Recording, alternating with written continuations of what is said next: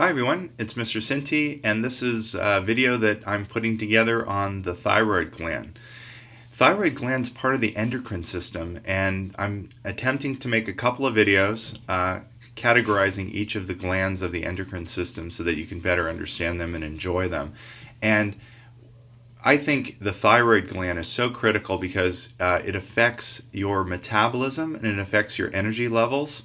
And it also, interestingly enough, affects blood calcium levels. So it does two of these things that are really critical. So one of the things that I want to say right out of the gate about the thyroid gland is talk a little bit about its location in the body and a little bit of its anatomy. And so you might be familiar with the fact that your thyroid gland is located in your neck and it's interior. In other words, it's to the front. And it's located just below your larynx. And your larynx is another way of saying your vocal cord location or your Adam's apple. And so as it turns out, there's two lobes to the thyroid gland, and those are connected by a little bridge called an isthmus. And this is a really cool picture of what I'm trying to describe from Gray's Anatomy textbook, which is a classic. Here's a picture right here of the thyroid. This is the right thyroid and the left thyroid, and the isthmus is connecting those two lobes. There's a lot of blood vessels around this area, so it's highly vascularized. And so these larger ones right here, of course, don't even require me to mention their names. They're so famous. But this is your right jugular and left jugular, meaning veins. Veins are blood vessels that are taking blood toward the heart. So this is blood that's coming down from the head. And what's interesting, this is your right subclavian vein, which is below your clavicle over here, your left subclavian vein. And then ultimately, this is dumping down into the right atrium of your heart. This is the superior vena cava. And then blood coming out of the heart is in an artery. And so this is your right and left carotid arteries. So lots of blood vessels coming down in the neck. And so, as I was mentioning, the thyroid gland is highly vascularized, and so it makes it perfect for transporting what it does, which is produce hormones, into the bloodstream. But of course, the hormones are traveling in capillaries, so that's where the diffusion is occurring. And so here it is. It's sort of like a butterfly. It has two lobes, and here it is connected by that isthmus, and then over here, and it sits right below the larynx and right on top of your trachea. And these are these C-shaped cartilaginous rings which help protect the trachea from outside trauma. So the inside of the thyroid is curious, and so this is a micrograph of that with a light microscope. And so what you can see here are these little pink structures are the cells. So these are the epithelial cells that are actually producing the hormones of the thyroid. But what's interesting about it is that the hormones that they're producing, if I can illustrate this, the hormones that they're producing are actually being stored in these little reservoirs, and they're very small, although this is high magnification, in these little areas called follicles. And so the hormones are in here. I'm just going to put hormones. I won't mention their name, but I will in a moment. So the hormones are stored in these follicles. And the epithelial cells, which are cuboidal in nature, are called follicular cells. And this term lumen is sort of the space, otherwise known as the matrix, the space of the follicle where the hormones are stored. And so what are these thyroid hormones? Well, there's three of them, and so I'm going to mention two of them right now. And so these two hormones are called thyroxine, sometimes called T4. Now, thyroxine is pictured here. I thought you might like to see it. It's a small sort of peptide hormone right here. This is a basic structure of an amino acid here, and this is an R group coming off of it. Do you notice, I want to highlight something. Do you notice there's iodine? 1, 2, 3, 4 iodines associated with that hormone. So you need to be consuming iodine in your diet in order for your thyroid to be producing this hormone. And so because it has 4 iodines, it's sometimes just commonly known as T4, but its real name is thyroxine right there. And so this counterpart over here has 1, 2, 3 iodines, and this is known as T3 or triiodothyronine. Thymine is based off of that amino acid right over here. So what do these hormones do? They help to regulate energy metabolism. And I know that's a little abstract, but basically they get cells to initiate protein synthesis, which influences energy pathways. In other words, the production of glucose or the breakdown of fatty acids for energy. And so they have to do with energy metabolism. That's as far as I want to go with that, simply because there's more detail in the biochemistry, but it's pretty interesting if you ever wanted to pursue that.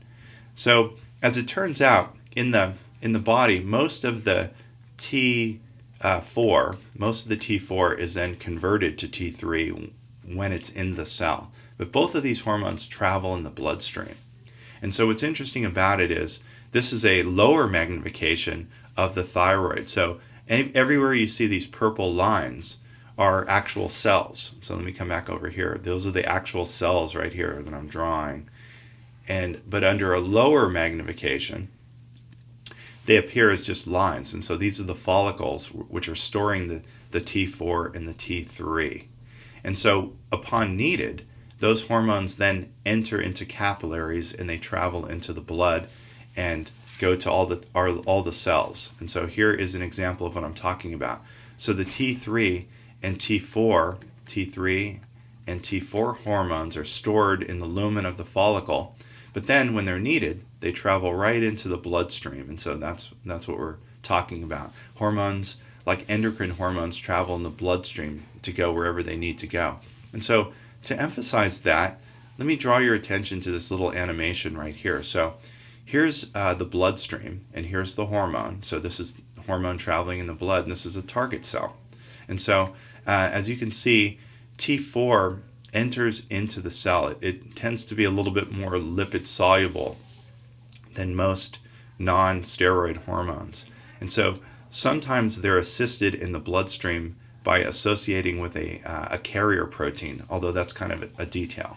So T3 and T4 enter into the cell, and so this is what they're doing. As I mentioned, most of the T4 is turned into T3. Then that actually travels through a nuclear pore into the nucleus, where it binds up with a receptor protein. Now, that complex is able to initiate transcription of genes that weren't being transcribed previously. So therefore, it's going to influence messenger RNA production. So the messenger RNA then comes out. Of course, it associates with a ribosome, and then it makes this. It's making a protein. And that protein could be an enzyme which is affecting energy metabolism in the cell. So that's kind of a cool schematic right there. And what's interesting is this is how a hormone works. It influences the cell's ability to transcribe enzymes which actually get the work done in the cell. The hormone itself isn't really doing anything, but it's a messenger to the cell to do something. So I hope that was pretty clear. And so let's get back to our conversation that we were saying. And so maybe if I go here, it makes it come up. Okay. So again, here's a back away of the thyroid gland. It's located right below the larynx and on top of the trachea. And the hormones T3 and T4 influence energy metabolism, and so they increase enzymes necessary for respiration, in other words, getting energy from carbohydrates. And they also enhance protein synthesis, as we saw in that animation just a second ago. And it also stimulates the breakdown of lipids in adipose tissue, which also provides energy for cells that need it. So it's energy. So let's talk about how those hormones are regulated. So in other words, how does the thyroid know to produce T3 and T4? How does it know to produce thyroid hormones? And you may recall, if you watched the previous video on the pituitary gland, which is a little tiny pea-shaped organ in the brain, which is glandular, the anterior lobe in particular, produces a hormone called thyroid stimulating hormone. So here it is. It's producing thyroid stimulating hormone, and then that travels to the thyroid. So this is coming from the brain. So thyroid stimulating hormone from the pituitary is causing the thyroid to produce T3 and T4. And so that's great. But what happens if there's too much T3 and T4. Well, when those hormones are in high concentration, they actually go back and inhibit. That's what the negative sign is. They inhibit the hypothalamus. Now, you're like, wait a minute, hypothalamus? Well, this is a gland that's sitting superior to the pituitary gland. And if you recall this from a previous discussion, the hypothalamus actually influences the anterior pituitary gland ability to produce a hormone. And how it does it is that it produces releasing hormones. So ultimately, if you want more T3 and T4, the hypothalamus produces thyroid releasing hormone, TRH, which then causes the pituitary to produce TSH, which makes the thyroid produce T3 and T4. Now I know that seems a little complicated, but check this out. So the real inhibition comes from the T3 and T4 blocking off the hypothalamus. So that's inhibiting it. Also, another way to inhibit the hypothalamus is when there's high levels of thyroid stimulating hormone. That would also cause the hypothalamus to stop producing thyroid releasing, and ultimately you'd shut off T3 and T4. So it's regulated by negative feedback. So the secretion of thyroid stimulating hormone influences the production of T3 and T4. Pretty cool. And so I always like to mention a little bit in the video, though briefly, some of the conditions that can be a disorder of a particular gland. And it's always, if there's too little hormone, what's the problem? Or if there's too much of the hormone, there's a problem there. It has to be regulated precisely. So as you can imagine, if it involves energy, too low or too much of something is going to cause a problem. And so one of the things is too much thyroid hormone. It's called too much, that's high, hyperthyroidism. It's excessive hormones of T3 and T4, and that is manifested in high chronic temperature of the body, profuse sweating, an intense weight loss. So a person is again below normal in terms of their weight. There can be personality alterations in terms of like just a little intense or irritable, and high blood pressure. All of these can be dangerous to the body. And so overall, the thyroid is overactive. And so you might be familiar with this. And one of the classic examples of hyperthyroidism is Graves' disease. And like, well, why is that? Graves' disease is named after this Irish physician who first characterized this disorder, Robert Graves. And it turns out that one of the characteristics, what's up with this woman here? One of the characteristics is bulging eyes. And so that's a symptom as well. So it's excessive amount of thyroid hormone. And again, very thin, irritable, sweating, temperature, all of these things. And so the counter to this is inefficient thyroid. And it's like, well, why wouldn't the thyroid be producing T3 and T4? Maybe it's something as simple as dietary deficiency. In other words, if a person wasn't getting enough iodine in her diet or his diet, that would be a problem. And so sometimes, surprisingly, I know it's hard for us to imagine, but in some developing countries, the diet is not as well balanced. And so here's a young woman right here who's experiencing something called goiter. This right here is not a tumor, but in fact, enlarged thyroid gland. I mean, it's so large that it's actually protruding like this. And so the result of why this is the case is that she's producing a tremendous amount of thyroid stimulating hormone, saying, come on, thyroid, produce thyroid stimulating hormone, what is causing the thyroid to enlarge, when in fact, one way to solve this problem is just to increase her iodine. And so one of the things that we do in the United States is we know that everyone loves salt, and when you purchase salt, usually you think of salt as just sodium chloride, but now you can purchase iodized salt that also has potassium iodide, which is another salt. And so that's why we assure that we're getting enough iodine in our diet. And so one of the symptoms of having goiter is excessive weight gain and being lethargic and sort of cold intolerant. And so again, the remedy to this might be taking some thyroid medication, some hormones, if that's the case. So The third hormone that I want to discuss that's really cool that the thyroid produces is a hormone called calcitonin. And as the name implies, it helps to regulate calcium levels in the blood. And what it does, it's produced by these extracellular, in other words, on the outside, extrafollicular cells, on the outside of the follicles. So it's these cells on the outer rim of the follicle that are producing calcitonin. They're also stored in the follicular lumen. But calcitonin lowers blood levels of calcium and also phosphate when they're too high. So if you're consuming milk, or if you're consuming yogurt, or consuming something that has calcium in it, this is good. And calcitonin is then released, and it helps the cells to produce the ability to absorb calcium.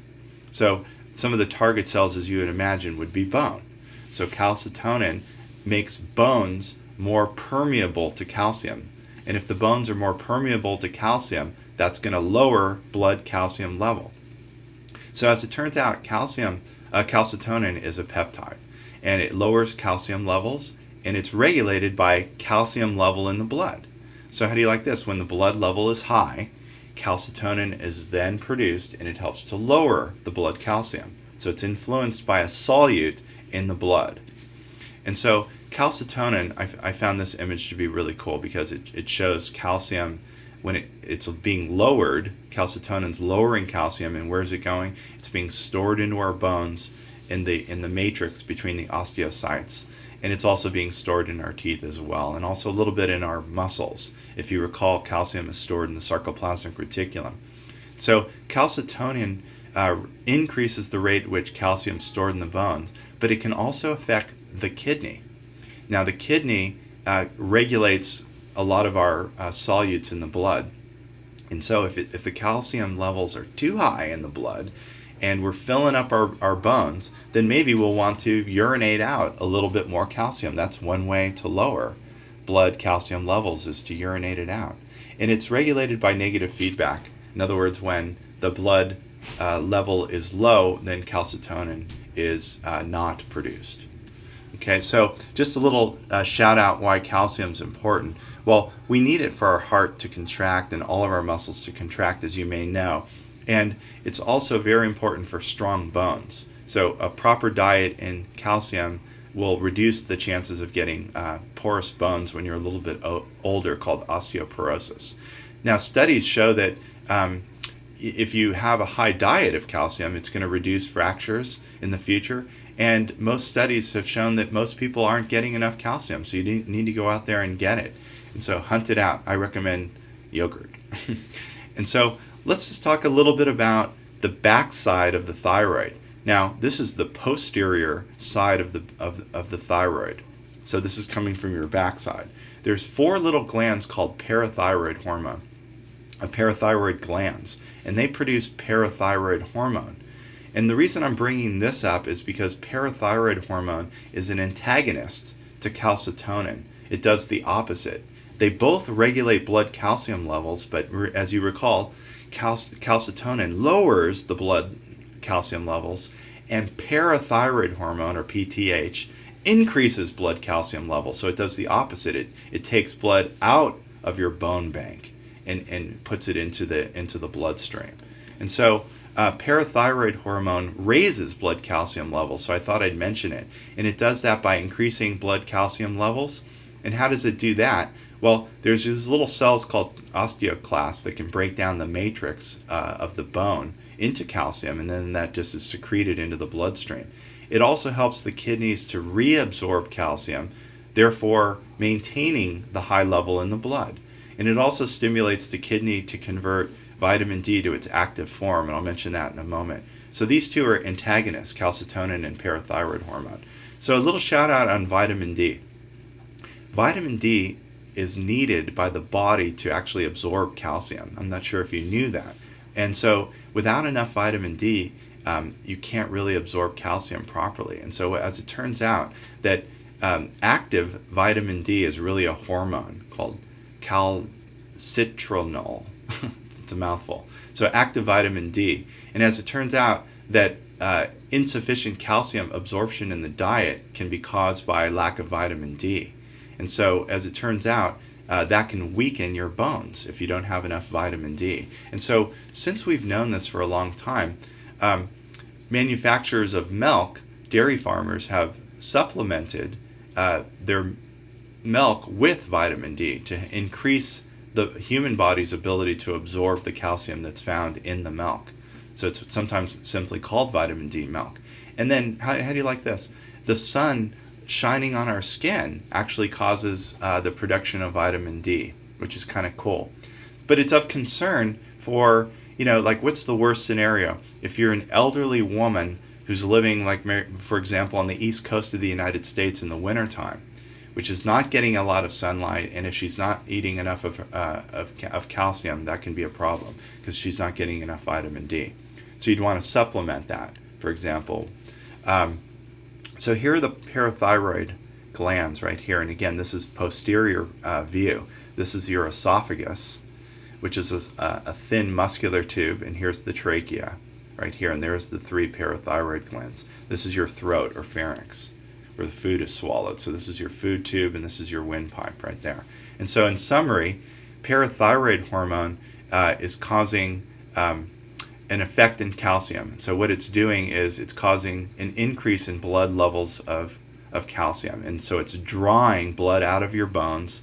It's causing your kidneys to conserve it. And this makes logical sense. It's allowing your intestines to absorb more calcium from the food that you're eating, and therefore raise blood calcium levels.